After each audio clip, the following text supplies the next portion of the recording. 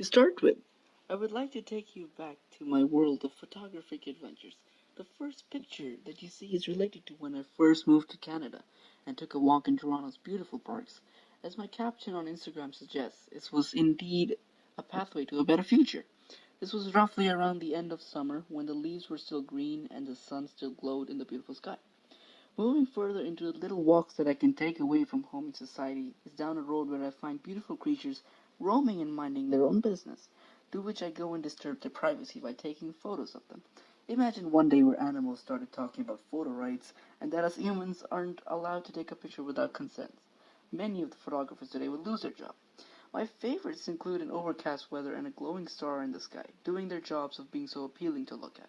This was taken in one of the wonderful neighborhoods of Richmond Hill, and oh yeah, was it cold that day at around minus 25 degrees Celsius.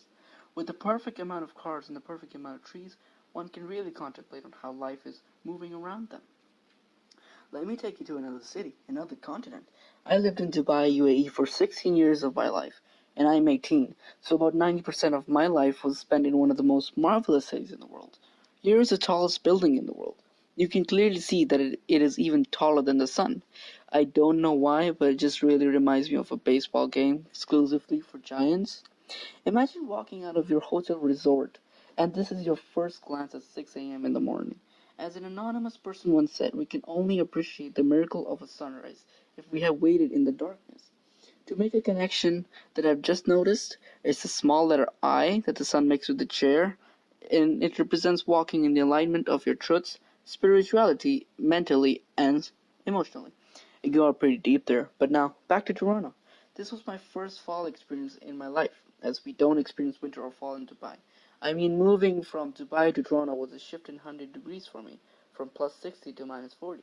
Keeping in mind that autumn carries more gold in its pocket than all the other seasons, we can derive that autumn is a rich season and full of different colors for the eyes to enjoy. Ah, the white powder. I believe snowflakes are kisses from heaven, as this same white powder brightens everyone's day, except when you slip. Certainly, winter brings the snow and makes their faces glow. Anyone who says snow is awful should be getting a small snowball thrown at. That ought to change their perspective. I wanted to include my 5 month stay in Mombasa, Africa last year. This picture was taken from inside of the bus where I was going towards Nairobi, a famous city in Kenya. This was one of my favorite captures, as it really shows the complexity of nature. A mixture of vibrant colors is where photography becomes a challenge. I did manage to pass this challenge through the three noticeable colors in this picture, with so many shades defining it.